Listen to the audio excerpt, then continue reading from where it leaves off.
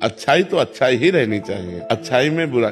एक बार एक काशी में गंगा जी में बिच्छू बहती जा रही, तो एक अच्छाई करने वाले ने उठाया, बिच्छू ने डंक मारा, वैसे फिर उठाया, फिर मारा। तो एक आदमी ने कहा पागल हो क्या, वो बार बार मार रहा है डंक और आप उठा रहे हो। बोले ये उसका स्वभाव है, बिच्छू का स्वभाव है डंक मारना, और मेरा स्वभाव इसे बचाना, मैं इसे बचाऊंगा। और बाहर एक बार करके, तो ऐसे जैसे गलत स्वभाव के लोग हैं, अब आप अच्छा बर्ताव करेंगे तो वो बेचारे करें क्या, उनके पास सामग्री इतनी है, वो आपकी अच्छाई का उत्तर बुराई से देंगे। आपको चाहिए अपनी अच्छाई बचाकर उनकी बुराई को वापस कर दें। वो बुराई आप पर हावी ना हो पावे, आप पर प्रभाव ना डाल पावे, तभी अच्छाई रहेगी। और ये तब हो सकता है जब हम भगवत भाव से करें, इनमें भगवान विराजमान है, तो इनसे बदला नहीं चाहेंगे।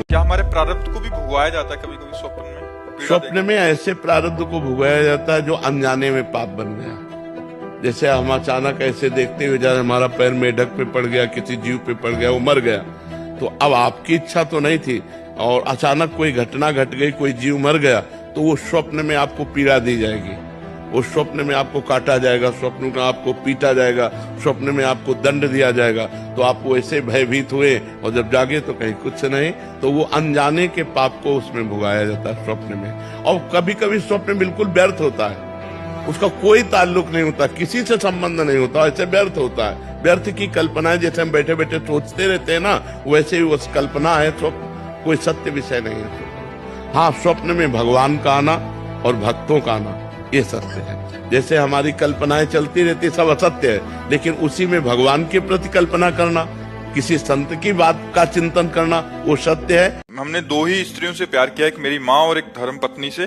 पर 2019 में माता जी किसी कारणवश उनका मृत्यु हो गई और पत्नी 6 महीने पहले हो गई। अब कह रहा कि किसके लिए जीऊं, अंधेरा ही अंधेरा हो गया। इस लोक का नाम क्या है? मृत्यु लोक। और मरना है सबको, सबको मरना है, इसमें धोखा और ये कुछ नहीं चलेगा। सबको मरना है, कोई गर्भ से मर जाता है, कोई गर्भ के बाहर आके मरता है, कोई यौवन में मर जाता है, कोई बुढ़ापे में मर जाता है, लेकिन मृत्यु सबकी एक समय निश्चित है। और यहाँ जो जन्म लिया वो मरेगा।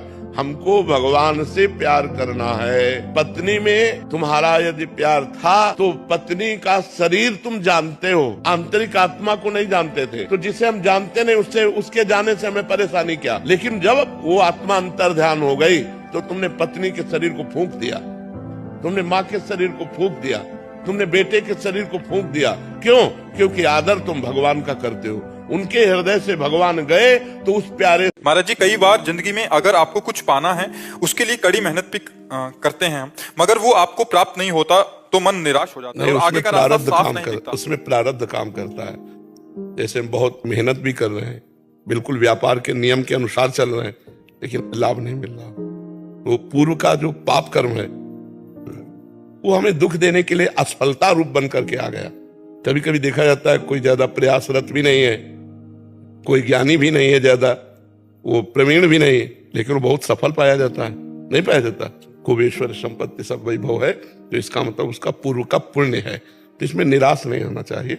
हम बार बार प्रयास करेंगे, एक दिन सफलता तो चरण चूम ही लेगी। प्रारब्ध कई बार गिराएगा, कितनी बार हमको प्रारब्ध परास्त करेगा। एक बार तो हम प्रारब्ध को परास्त कर देंगे, पर प्रारब्ध को परास्त किया जा सकता है नाम जप से, और कोई पुण्य साधन नहीं। खूब नाम जप करो। वैसे आजकल बहुत बावरे बच्चे हैं, अपनी जिंदगी को खिलवाड़ बना रहे हैं। वो तुम्हें नहीं पसंद करती, कोई ना कोई तो पसंद करेगा। यार जाओ, छोड़ो, तुम उसे छोड़ दो, अपनी जिंदगी संभालो, उसको अपनी जिंदगी जीने दो। प्यार का मतलब क्या होता है? अगर तुम हमसे संतुष्ट नहीं हो तो तुम अपनी जहाँ संतुष्टता होती हो वो जीवन जियो, हम अपना जीवन जी लेंगे। ये तो मतलब बहुत ही अज्ञान की वृत्तियां फैल रही। इतना दुर्लभ मनुष्य शरीर, इसको इस तरह से मार देना, इस तरह से कर लेना, ये तो बहुत हानि का विषय है।